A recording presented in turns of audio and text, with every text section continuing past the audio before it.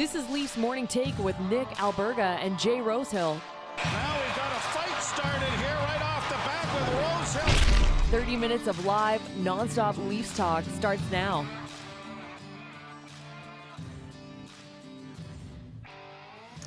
All right, what's good? Presented by PointsBet Canada and Montana, as it's the Tuesday edition of Leafs Morning Take. Nick Alberga and Jay Rosehill, who is preparing for a trip to Sin City this coming weekend. What's up, buddy?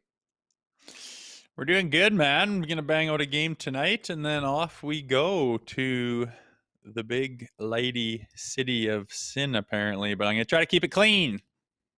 Where are you staying? The Aria. Okay, the Aria. Okay. That's a good spot. We're going to play a couple of rounds of golf, actually, and, nothing crazy. I'm not 20 anymore, so got to keep that in mind. So it is an adults playground, they call it. Speaking of which, it has been an adults playground on the bench in the NHL for several years now. They have iPads on the bench. I forgot to ask you this the last couple times out. What did you think of your old coach, John Tortorella, taking the iPads away from the Philadelphia Flyers on the bench? I saw that. I also saw a thing on Zabinajad was looking at the iPad, and I can't remember. I didn't really see. I just caught it in passing, took it and chucked it on the ground and smashed it because he was second guessing himself. And I think I can see how Torts would be annoyed. All these kids, get off the ice and then let me see the iPad, and you're not even seeing what's going on the ice. And let me look at the iPad. I could see him just losing it, and just yanking them right off the bench. And it's interesting. I didn't play with it. We'd go and watch video afterwards. We thought it was pretty cool at the time where you could go and pull up your profile on the computer in the dressing room, and it would have all your shifts and break it down this way, that way, whatever the situation was. And, O zone, D zone, pretty cool. You could you used to be able to have to go through video on a VCR, and oh my gosh, it took forever. I felt bad for video guys in that day, and it's quite easy now, and they make it easy for you. But during the game on an iPad looking at shit, what happened that shift. You don't have to, I just think I could see it being too much is what I'm saying. I could see it being a distraction, and it would be annoying to be behind the bench and look down, and every time a guy gets off, he's like, let me see the iPad and I'm going to fucking watch a few things. And it's put it away and play hockey, right? So I can understand it. At the same time, it's a total Tortorella move. It is. Normally I would be Mr. Old Man, what the hell are they doing? But I do think it's a useful tool to have the ability to see real game action in live moment. I think is pretty uncanny. And I think sometimes you just have to concede defeat, I should say, and evolve. And that's been the one thing I've noticed with John Tortorella throughout his coaching career. While he says, yeah, I'm willing to evolve and I'm going to change, he always resorts back to the old torts. Happened in Vancouver, happened on Broadway. It's happened everywhere he's been. And just halfway into his first season with Philadelphia, and it's already coming unglued. I just think we're at a point in time in technology where you have ability to have a useful tool on the bench, and now you're taking that away from your team when everybody has it. I just don't understand that, Rosie. Yeah, and I mean, I get that too. I mean, keep up with the times. It's a tool. They're there for a reason. I could see how they could be useful, absolutely. But I imagine with a guy like Torts, it got to the point where it was too much, where guys are getting off the bench and just scrambling for the iPad to look at every shift and every play. And it gets to a point where, let's be honest, technology can be too much. You can rely on it way too much. And a guy like Torts is going to be the first guy to get pissed off by that and make a big move and not really give a rip about how it looks or anything. So that makes sense to me. And I mean, if I was a coach, I would just hope it was in moderation. If you need to use that tool to check something to benefit you, absolutely. But then I can imagine, especially when you're coaching 22-year-old kids, they're going to become reliant on it, and they're going to become these robots where off shift, watch iPad, go on ice, off on bench, watch iPad. And that would just drive me bananas. Are you a hockey player, or are you, a moron who needs to see it on a screen to process it? And I would get annoyed too. So it all depends on the situation, and everything in moderation, I think, is the answer.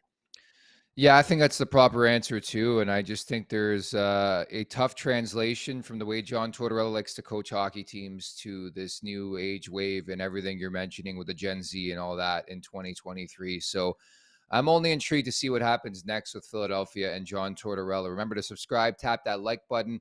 Leave us a review wherever you're checking us out. Don't forget to visit theleafsnation.com for the very latest on all things Toronto Maple Leafs. In about 30 minutes or so, I'll have my pregame coming up for the Leafs and Panthers, which we'll talk about momentarily. Thoughts, comments, questions, or concerns, drop us a line down in the chat below here on YouTube, and we'll get to that later on. Don't forget again to subscribe and like and leave us a review if you can. But for now, we're going to get over the boards.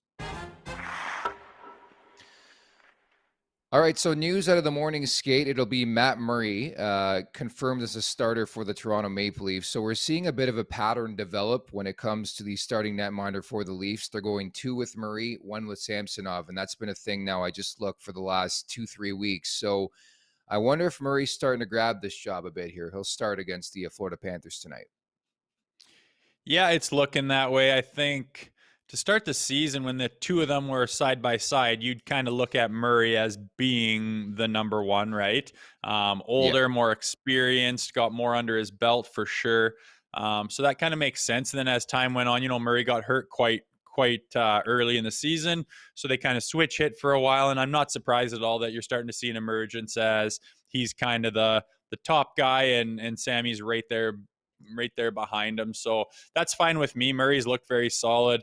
They both had a hiccup there a couple of weeks ago, which is hardly worth talking about. But Murray's been pretty solid, and I think he's the front runner, and they want him to kind of start establishing the confidence as that's his crease. And he's going to have tons of load management with a very capable Samsonov right behind him, and you're going to be watching out to not overload his body and get him injured again. But again, emerging as the starter, and I agree with that. I think he's earned it. And again, I keep saying, I like this 1-2 punch with the goaltenders, and eventually you're going to kind of have one guy who's kind of a little bit ahead. And I think Murray's maybe 15-20% ahead of Samsonov right now, and that goes just fine for a tandem goaltender in the NHL. The schedule is always fascinating to me that we're now in mid-January, and this is the first of 4 this season against a divisional opponent in the Florida Panthers, who you thought at the beginning of the year you'd be jostling for playoff positioning with, but certainly has not been the story from the Panthers' perspective, Rosie. They've really, really struggled after that significant trade in the offseason. Going into tonight's game, they're 13 points back. I mentioned that 4-1 victory on Martin Luther King Day on Monday against the Buffalo Sabres, but they're 13 back at Toronto. 11 of the Tampa Bay Lightning. We'll go through the standings in mere moments as well.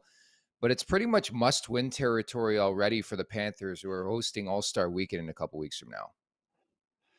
Yeah, you're going to start to see desperate teams here coming down the stretch. Once you get, past, the halfway point of January, you start to look at the weeks left, the games left, and, there's only so many points that you can accumulate when time starts to run out. So I think you're going to run into desperate teams, and I think, Florida is going to be that way. It's quite the fall from grace when you look at their dominance last year and how good they were, and you think, man, are they going to make a run this year and establish themselves as one of the big boys in the East?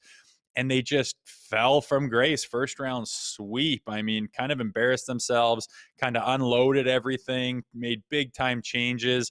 And to be honest, not for the better. And now they're sitting here scrambling. So, a total disappointment for that whole franchise, I think, at the point right now where they're sitting. I don't think anybody's happy. But again, when the Maple Leafs are going to face them, these are points you want to get from teams below you. And, you're going to run into a desperate team who does not want to face the prospect of having a year as disappointing as this one's shaping up to be. So they'll be desperate to claw some points out for sure. So both teams will be needing to be on their toes, I think. I was laughing at Ilya Samsonov's comments yesterday regarding Matthew Tkachuk. I think anytime you play Matthew Tkachuk, he's going to be the star, the center of conversation. He called him a mosquito, and pretty much that is the game of Matthew Tkachuk, who, to his credit, has been pretty much as advertised so far as a member of the Florida Panthers. I think he's been really, really good, all things considered. But how would you combat, as an opponent, a guy like Matthew Tkachuk, who is going to try to get spicy, he's going to try to get dirty, going to try to get in your grill and throw you off your game? How do the Leafs combat that tonight? Well, to be honest, I don't think the Leafs have anybody that are, would let guys get under their skin. Like, we're not a feisty team. We're not a undisciplined team. We're not a real physical team. We don't have a lot of those jawing guys. Bunting likes to to get in there a little bit, and that's kind of it. But I don't think Bunting's, too famous for taking undisciplined penalties or anything.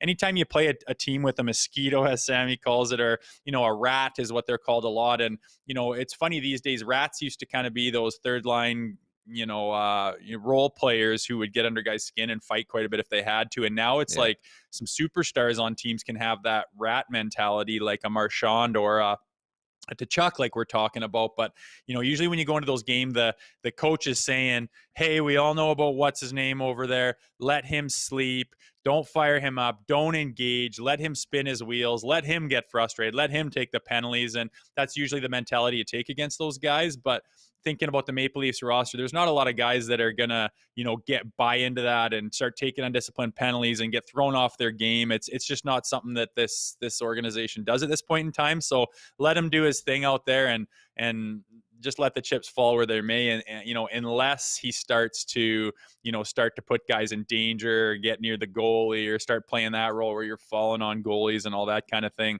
then you might need someone to grab him. But again, he's pretty famous for keeping his gloves on and trying to draw penalties. So just don't get sucked into that garbage is all I could say if I was coaching that team tonight. There's not much any difference in my world, at least, to Boston and like a Brad Marchand, who's more of a mature player, I would say, in that respect now than he was maybe a couple years ago. But they play that sort of shift disturbing type, right? And I do think a guy like Tkachuk is a unicorn because he can score, he can set guys up, and he can play like a little rat and draw penalties. And I think that goes to something in this day and age, especially with offense high, the power plays and the penalties called and drawn these days. Like, it is really, really effective. Not to mention there's a guy on the Leafs roster who's pretty damn good at that. His name's Michael Bunting, right? Yeah, for sure. And I like that stuff. I like how Bunce is doing it. I think he could do it more. I mean, it's just that ratty thing where you're out there and the really good ones at that job are the guys that can straddle the line really closely. They can get close to that line. You stop in front of the goalie and you're standing right over top of him. And then the D-man come and bump him. And, you pushed me and I fell over and I fell on Matt Murray. Yeah. And then you get up and, what's going on? What? Looking at the ref going, geez, gee. And then the ref's like, man, everyone knows what's going on, but he doesn't quite cross the line. Then the guys are pissed off. Then someone's trying to fight him. Then you get a face wash and a slash, and he just goes right off. And then there's a 2-minute power play. Everyone's patting him on the back and just doing their job to perfection. And Tkachuk's quite good at that. And at the end of the day, I think you just got to stay away from it. But if you got a guy on your team doing that, like a Bunting, I want him to get in there a little bit more, cause more scrums, cause more FU matches. I like watching that stuff. I think it ramps up the crowd. It ramps up the intensity of the game, and it gives you more of a playoff feel where everyone's pissed off and you're not all buddy.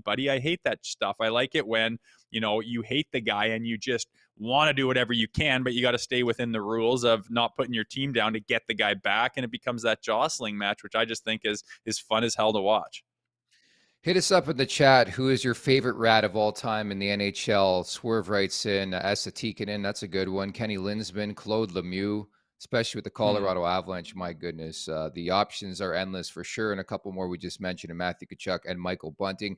Rosie, as we look at the standings here in the Atlantic Division, it's pretty crazy how quickly things can change, because don't look now, look over your shoulder for the Maple Leafs. Tampa wins in Seattle on Monday, and now all of a sudden they're 2 points back with 2 games in hand, and it's on again for home ice advantage in that potential first round matchup with the Bolts. Totally, man. I mean, you could almost say we're behind them right now with those 2 games in hand and a potential to jump right ahead of us. And that did happen quick, man. It looked like we were very comfortable there, and they've just kind of gone on a tear, I guess. And it's tough. I mean, there's quite a bit of separation from Florida there, but it looks like it's going to be a battle for home ice. I mean, look at us trying to catch Boston. We're not even in the same tens column as they are. So I think that's just a lost cause. We're not going to catch Boston. And I don't think anybody could right now with the fire that they're going. They're not going to go on a slide where they're just dropping 5 in a row. It's just not going to happen. So we're battling the Tampa Bay Lightning for home ice advantage. I don't see anything else coming of it but these 2 teams playing each other. And now on top of that, we got a battle for home ice advantage. So like you said, things change quick for sure. That's example right there where they're nipping at our heels with games in hand. Yeah, and Vasilevsky's become a real factor, unsurprisingly. Hedman's turned on his game. Stamkos, I thought, was great in Seattle on Monday. Kucherov's in the Hart conversation. They got point. Like, that's going to be a hell of a series if we do get to that point against Tampa. But certainly And I know they lost game 7 on home ice last year, but you want home ice in game 7. It goes without saying, certainly, that, especially going into a potential barn like Amalie Arena in a game 7. I just don't like Toronto's odds to begin with, never mind on the road against Tampa. And I think your breakdown is accurate. And to that point, you can really, stomp a hole in Florida tonight by winning this game in regulation, right? As referenced, they're 13 points up on them. You win in regulation, you're 15 points up. Not to mention it's a back-to-back for the Panthers. So logically, you think Toronto has the upper hand having home ice anyways, and then it is a back-to-back for the Panthers after that afternoon matinee victory against Buffalo. And I think you have to create separation any way you can, because as we've seen time and time again in this league, Rosie, anything can happen. The perfect example is the St. Louis Blues from a couple of years ago. Yeah, for sure. Things change quick. And, after that Christmas break, it seems like it can be a new season. And we're starting to see that with some teams in the standings starting to make their move. And it does happen quick. But, maybe it's a good thing for the Leafs to, have them nipping on their heels, because ever since the get-go from this season, like, a lot of people around the organization are kind of like, oh, the regular season doesn't matter, yawn, just wake me when the playoffs are up. And that kind of mentality can creep into the players as well in the locker room, and all of a sudden, like, well, what are we playing for? We've done well in the season before, and it doesn't really do much for us. We just got to get it done in the playoffs. But now all of a sudden there's something to play for, something to battle, something to keep working for, something to stay focused on, and that's trying to get that home ice. And with the Maple Leafs record on home ice this year has been really solid. You want to get those extra games and start the series off, and potentially have the last game in your home barn, when you're feeling really comfortable there. Obviously, it's a huge deal. So it gives them something to battle for and stay focused and try to keep getting better at throughout the last, few weeks of the season here. Montana's is bringing back the viewing party with daily deals in 2023. Furthermore, today is a very special day, Rosie, at Montana's. That's because they're rolling out their brand spanking new comfort menu, which includes, I should say, tacos on Tuesday. Enjoy $5 tacos with the purchase of any beverage all day long at Montana's. I know where I'm headed tonight because, man, that sounds fantastic to me. Watch some Leafs hockey and some tacos on a Tuesday. Can't go wrong with that, can you? Oh, that all looks so good right now. Yum is all I got to say. That burger is calling my name, and it's 9:15 in the morning over here. We got to get a feed on, my dude. We got to get a feed on sometime soon. Maybe when Rosie comes down, we'll hit up Montana's in a couple weeks' time. January 27th is that game against the Ottawa Senators, and Rosie will be in town, which leads us to some unfortunate news. So Nick Robertson, the last time we saw him was December 8th against LA, left really, really quickly. Haven't seen him since. And then it comes out on Monday that he had season-ending shoulder surgery and will be out for 6 months. The guy just can't catch a break, Rosie. Yeah, just brutal, man. I mean, it seems like this day and age, those shoulders, like back in the day, a knee injury, like you think of Bobby Orr and those types of guys where that's why kneeing was such a huge deal back in the day, because you tear your knee the wrong way, you're done. They don't fix that stuff anymore. And now it seems like you can do almost anything to your knee and you're back in 6 weeks, no problem. But, to hear that someone's done it up so bad where you're out for 6 months, it's kind of crazy. And it took a long time to get that information out. So I imagine he was seeing specialists, flying all over the place, getting second opinions, getting all kinds of scans and MRIs and all kinds of whatever you can get done. They're injecting ink into you and seeing where it goes and what's working and what's not. And obviously they found that probably the worst case scenario, you did your shoulder up so bad you can't play hockey for 6 months. So obviously a loss there. I mean, Nick came in and showed some flashes of being able to be, a big contributor to this team at certain times. Very young still. He's got the pedigree of his brother, obviously, who's just exploded the last couple of years. So it's a big hit to a guy. And, whether you like to admit it or not, when you get hurt that bad and you take 6 months off, that's going to go right into, affecting next season. And it's just not good for a guy who's that young developing. You want to be getting better every day and putting the building blocks together. And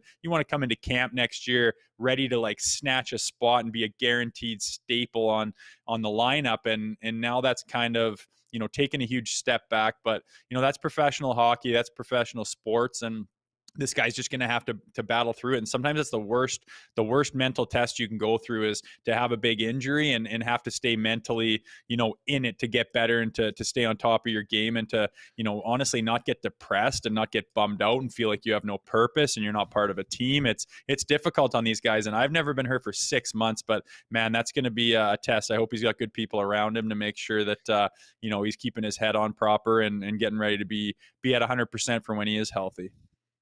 It's crappy news all around because to that point, I think with the deadline approaching, I was viewing Robertson as a guy that A, get him back and healthy and proving something, and B, maybe use him as an asset to go out and attain a bona fide stud like an O'Reilly or a Bo Horvat. Like I don't sit here and pretend like I know how a guy like Robertson is viewed by other organizations. As we all know by now, in this market, we overplay our prospects more than other markets, and certainly we hype them up a bit more than they should. But that was my biggest wonder, how this hampers or affects Toronto's ideology at the trade deadline, knowing arguably their top asset, one of their top assets, is now unavailable pretty much, unless somebody wants to grab. I just don't see that. So from that standpoint too, it's a lose-lose situation all around. Number one, you want the player. He had some depth and he's had some shine. He's shown signs of breaking out finally this season. And number two, it doesn't help when it comes to the trade market either. No, there's just nothing good about it. I mean, his value, it's kind of unfair because, I mean, as of next year, I mean, come October or something, he could just be totally fresh and lighted up, and all of a sudden he's what we expected, and he continues on and maybe reaches stats that are somewhere near his brother. I mean, who knows? I don't think Jason was pegged to be as good as he is right now, and look at him go. So, but when you look at it exactly, he's got value as far as, a prospect in our organization. Can he help us now, or can we get something to help us now and, have him be valuable to somebody and get a lot back for him? It just so happens that when a guy's out for half a year, man, I mean, maybe you can still move him, but I promise you, you're not going to get the same in return. And to be honest with you, I don't think he's going to be part of any deal for that reason only. Like, who's going to put together a deal and give away something valuable for some guy who might feel better in 6 months? For all they know, he's going to come into training camp and, re-aggravate and be out till Christmas and just be one of those nightmare injuries. So I don't think his value is going to be there. And like you said, it was slim pickings as far as how we can put a deal together to make our team better in the first place. Now you got one of the pieces that could be a potential, piece to get a deal done, now probably off the table. So all around, rough news with that development here with his shoulder. Wishing a speedy recovery to Nick Robertson. Dine at Montana's and enjoy the comfort menu in a Molson and enter for your chance to win a trip for two to the NHL Awards in Nashville, which sounds fantastic, or a Molson branded NHL fridge, which leads us to the wrap up, brought to you by our friends at PointsBet Canada.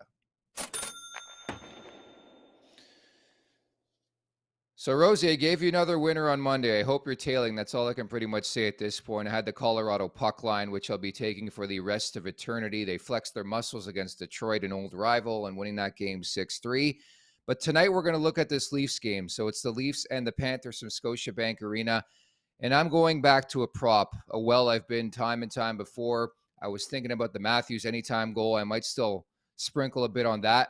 But I'm looking at the Nylander shot prop over 3.5, valued at around minus 115 last I saw, around there. He's hit in 3 in a row in 5 of the last 6. He's goalless in 6 straight, so it tells me he's going to be hungry. He has 1 in the last 9. So I would like the Nylander shot prop once again tonight, Rosie. At 3.5, is it at? Yeah.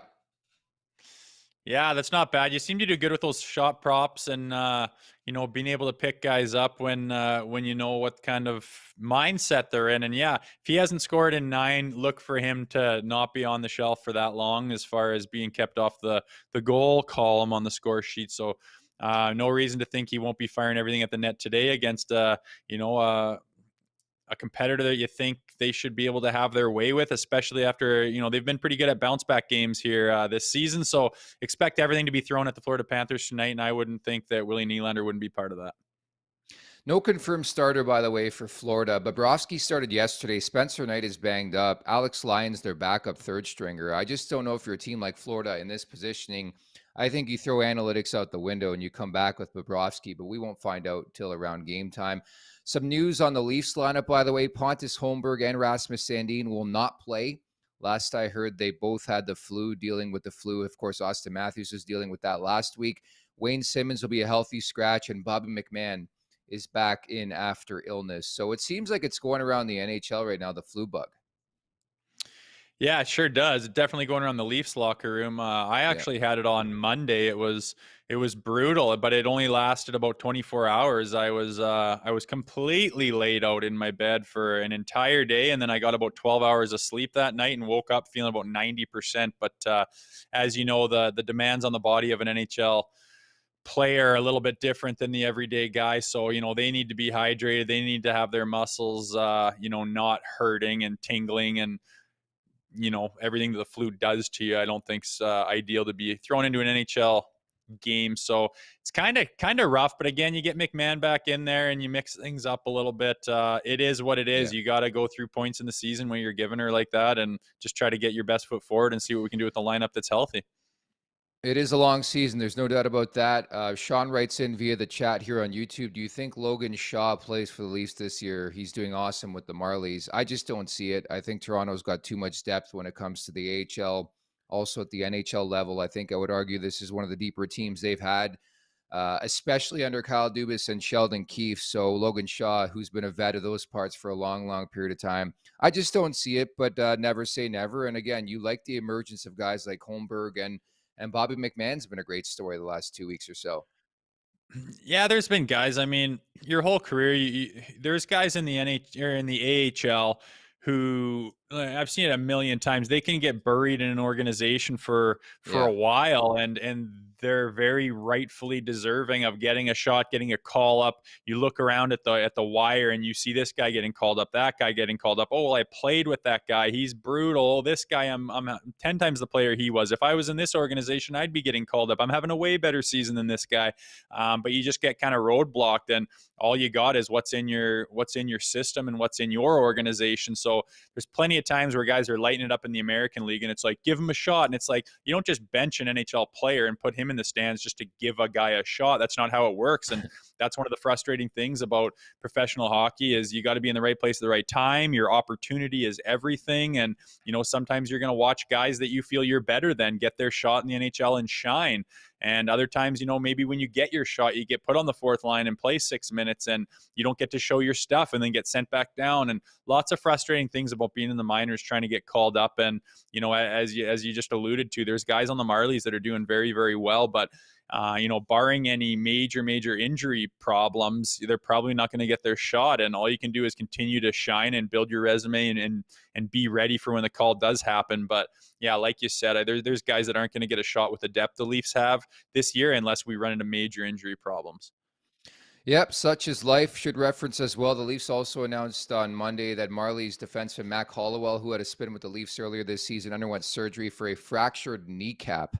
Will be out a minimum of 12 weeks, and certainly he's been a big topic of conversation when it comes to the depth of Toronto's back end. So, Rosie, we'll leave it at that. Coming up on, or tonight, I should say, it's the Leafs and the Florida Panthers from Scotiabank Arena, another big one here in the Atlantic Division. You won't be with us tomorrow, so 3 Hits with Rosie is coming up tomorrow. Can't wait to hear what your thoughts are on this Leafs Panthers game. I know. I hope something wild happens so I can have a few glasses of vino and do a 3 hits. Hey, that'll be fantastic. Great stuff. That's Jay Rosehill. I'm Nick Alberga. Thanks so much for listening and watching. Take care.